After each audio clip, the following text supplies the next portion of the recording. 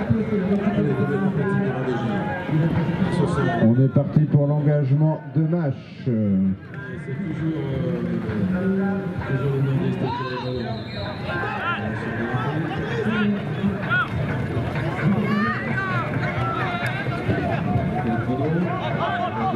Match en possession de balle après cet engagement. Et tout de suite le ballon il va se le faire chipper. Bien défendu, là on est venu arracher le ballon côté Villon-les-Buissons, Villon-Bertrand qui est venu attraper le ballon avec beaucoup de calme. Qui va rejoindre Nantes en finale? Est-ce que ce sont les oranges de Villon-les-Buissons ou les blancs de Mâche? On a réussi à passer, on a résisté au retour de Jules en défense et on ouvre le score pour Villon-les-Buissons. Joli but marqué par Antoine. Dernier match sur notre terrain, numéro 3. Dernier match de cette deuxième journée de Jardy Horsball avant la grande soirée du samedi soir sous l'Orangerie. On n'y pense pas encore, on pense à cette demi-finale et cette place en finale au bout des 20 minutes de match. Suspense entre Villon qui mène d'un but et Mâche. Jules qui cherche la faille. C'est Loïc qui est venu au soutien. Qui joue avec Vincent qui va chercher à lancer cette attaque en retrouvant Loïc de nouveau. Jules Ferrand qui manque de solution, qui va donc devoir y aller en individuel, on l'a vu. Et là, regardez, en individuel, il est en train encore de se faire prendre le ballon. Deuxième fois que les cavaliers de Mâche se font chipper la balle à peu près dans la même zone et toujours par le même cavalier. C'est Bertrand.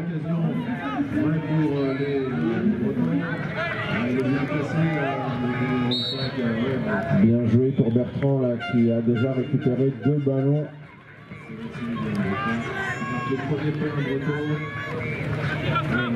Pour l'instant, on sent du calme des deux côtés.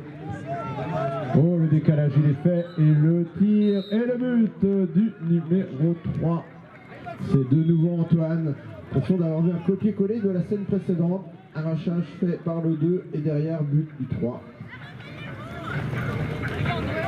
En tout cas, ça permet à Villon-les-Buissons de mener 2-0 dans cette entame de match. 3 minutes déjà et avantage orange. C'est bien boxé là, avec beaucoup d'autorité par Loïc qui va donner une possession de balle via Vincent à sa formation de match. Donc le score, divisé un petit peu le terrain, 4 buts à 1.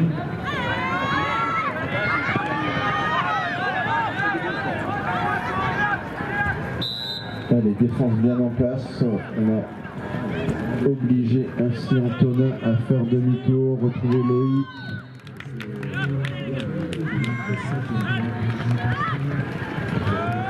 Allez, on va tenter le décalage avec cette longue passe.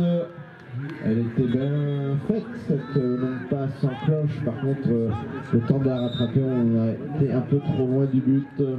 Mais Mâche a toujours le ballon. Attention, il essaie de mettre du rythme pour désarçonner la défense de Villon qui est bien en place jusqu'à présent. Ils sont solides pour l'instant, les cavaliers de Villon. Et regardez, là il va encore essayer d'aller arracher le ballon. Et là, ce coup-ci, c'est jugé illicite par Dédé Ponzo qui l'a indiqué.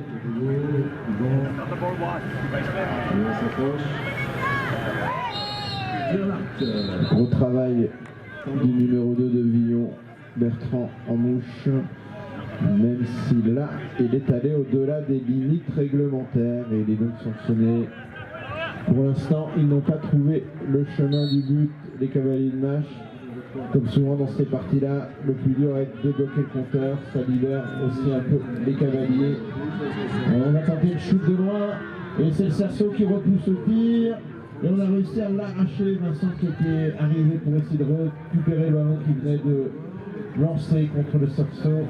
Et du coup, c'est une bonne nouvelle possession de balle qui se dessine pour Villon. Pour l'instant, les cavaliers en orange sont calmes et dominateurs. Et là, on accélère. Là, j'en étais trop sur le côté gauche. Ça avait bien glissé. On préfère faire demi-tour plutôt que d'aller s'obstiner dans ce coin-là. Allez, on sent malgré l'enjeu beaucoup de calme pour l'instant des deux côtés. Villon-les-Buissons qui va essayer de trouver une solution sous le but.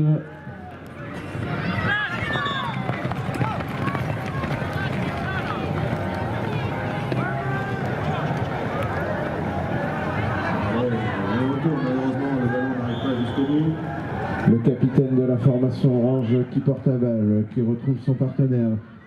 Ah, c'est le cerceau, on l'a entendu, le fer qui a claqué sous la force du tir.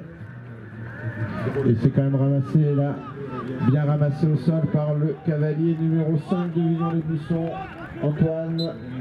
On conserve donc la possession de balle à 4 minutes de la fin. Il y a que 2 buts d'écart, mais pour l'instant, petit avantage à Villon sur la physionomie du match.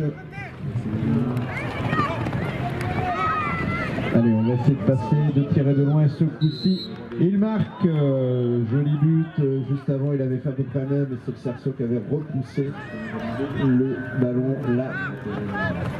C'est dans l'axe, pile dans la mire. Bertrand qui vient de marquer le 3e but de la formation de Villon.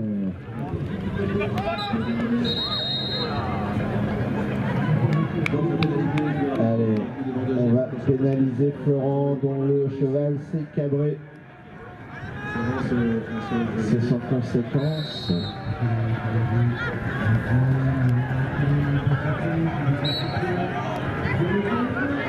Et du coup, Villon qui a la balle peut-être du 4-0 à 3 minutes de la fin.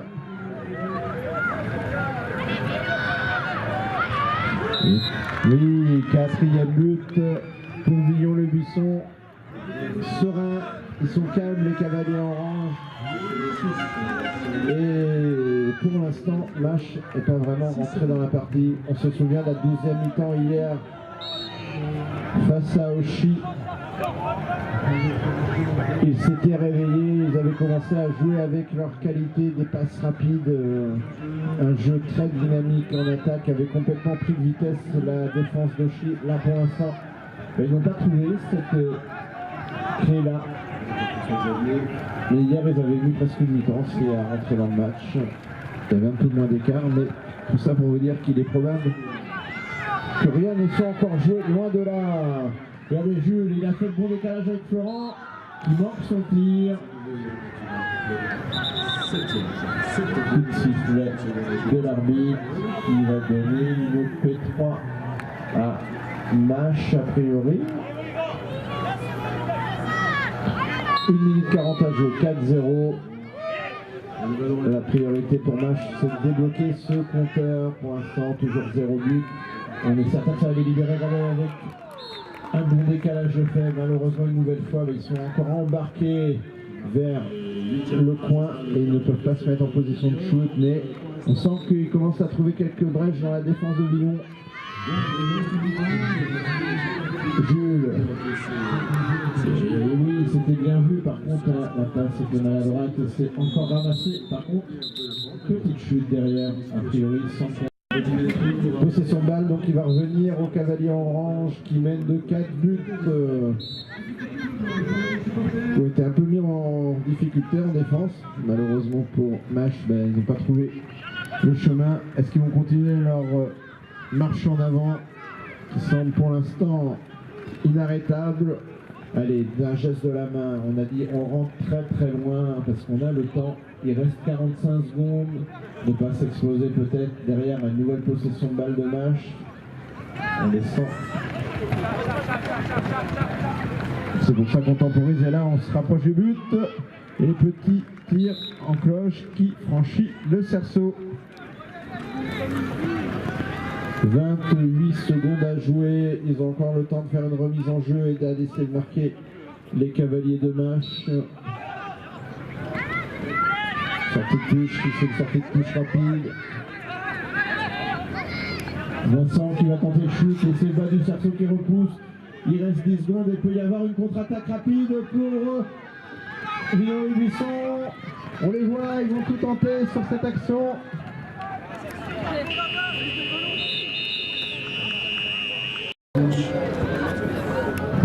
Allez, on est reparti pour cette deuxième mi-temps, la demi-finale, avec l'engagement pour Villon qui va essayer de continuer sa bonne dynamique de première période et de creuser un peu plus le score.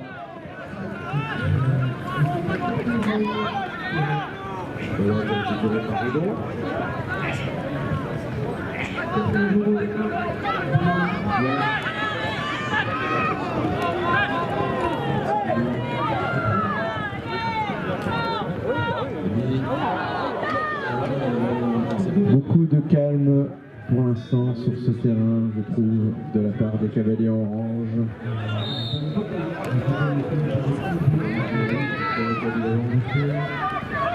Et de nouveau, on va faire demi-tour, on va chercher la faille. On va rentrer loin dans son camp.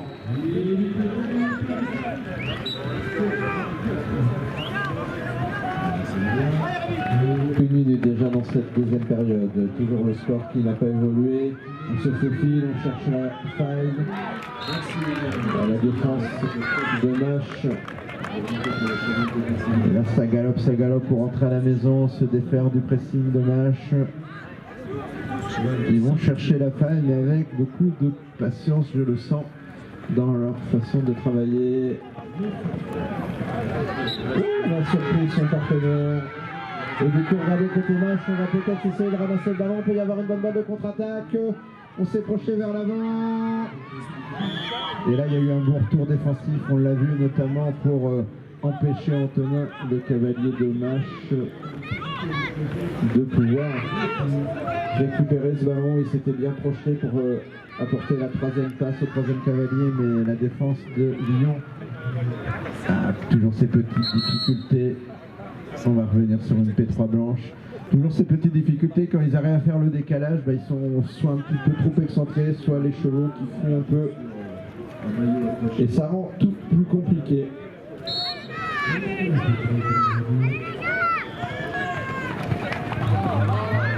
Ah, petite maladresse là sur la passe. Et là, il faut réussir le ramassage. C'est fait. Et on va revenir sur un ballon au milieu du terrain, P3 blanc. Donc la petite maladresse de passe, elle est sans conséquence, hormis le temps qui a un peu filé, parce qu'on a toujours la main sur la balle du côté de Mâche. 5-0, toujours pas de but dans cette deuxième période, malgré 3 minutes qui se sont écoulées. On est tout seul sous le but, et là, ce coup-ci, on marque but de Loïc. Allez, il n'attendait peut-être que ça vraiment pour se libérer. Peut-être un peu trop de pression dans cette demi-finale, en tous les cas. Ce but, est-ce qu'il va les libérer? C'est ce qu'on va regarder avec beaucoup d'attention dans les prochaines secondes. Et c'est donc la première remise en jeu aussi de Villon-les-Buissons. On ne prend aucun risque sauf qu'on sort de terrain. Attention côté des Oranges à pas se dérégler sous la pression, parce que là ils sont capables de revenir vite au score. Les Cavaliers de Mâche, ils l'ont fait hier en prenant largement les devants. Ouh, la passe de Vincent, regardez Loïc de nouveau. On est à 5-2 dans cette demi-finale. Les erreurs se payent cash des deux côtés. On va revenir sur une P3 blanche. On les voit, ils serrent le poing, les Cavaliers de Mâche, ils se motivent de chaque action. Attention, renversement de situation. Jules qui décale, Vincent et troisième but. 5-3, ils auront fait plus de la moitié de leur retard en quelques secondes. 5 minutes 30 à jouer. La demi-finale n'est pas du tout jouée. Villon qui va aller chercher. Alors, qu'est-ce qu'on va donner comme faute? Je pense que ça va être une P3. P3 pour les blancs, sanctionnés dans l'alignement, les oranges de Villon-les-Buissons. C'est un temps fort de match. Alors s'il y a des supporters de deux équipes, c'est le moment de donner de la voix. On est en train de shooter, on marque. Ah, les locaux, match encouragé par leur équipe, et on voit le public derrière le but à l'orangerie. 5-4, l'avance de Villon-les-Buissons a quasiment fondu.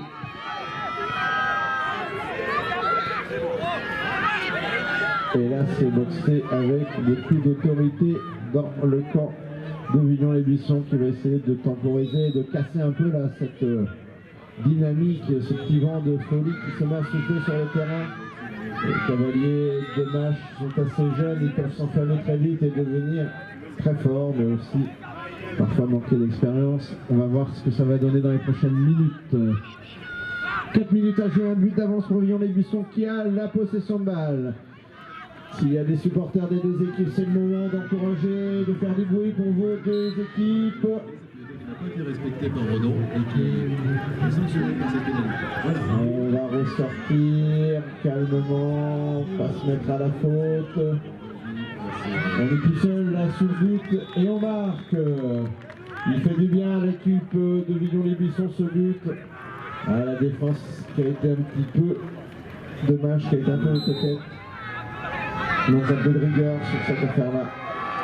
Car on a oublié tout seul sous le but le cavalier Bertrand qui avait déjà scoré en première mi-temps. Le match qui a gagné son ballon en touche et qui va donc avoir une munition.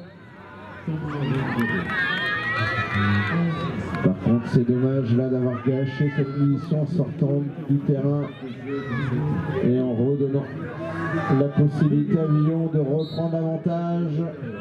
Ils ont 2 buts d'avance, ils en ont eu 5, ils étaient revenus à un but, mais là on les sent toujours aussi concentrés et sereins, calmes, les cavaliers de Villon. Ils ne se sont pas énervés quand le match est revenu.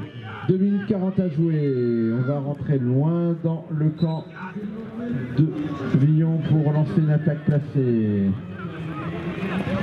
Le cavalier numéro 2, c'est Bertrand. Il trouve son capitaine maintenant, numéro 4, Stéphane. Beaucoup de calme.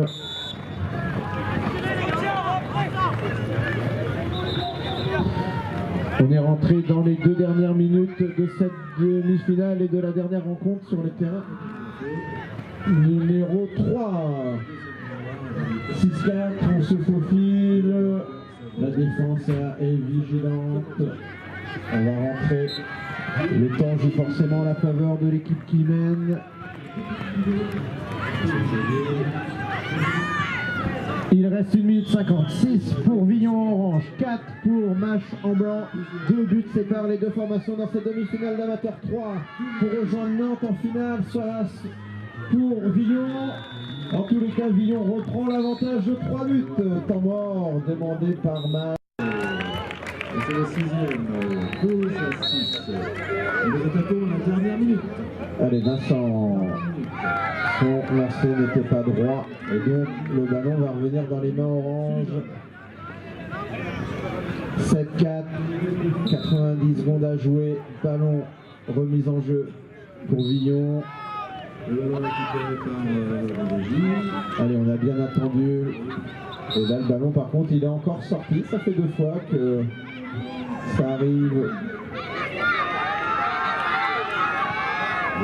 3 buts à remonter en 1 minute. Ça va être difficile, mais il n'y a rien d'infaisable s'il se lance comme des fusées vers le but.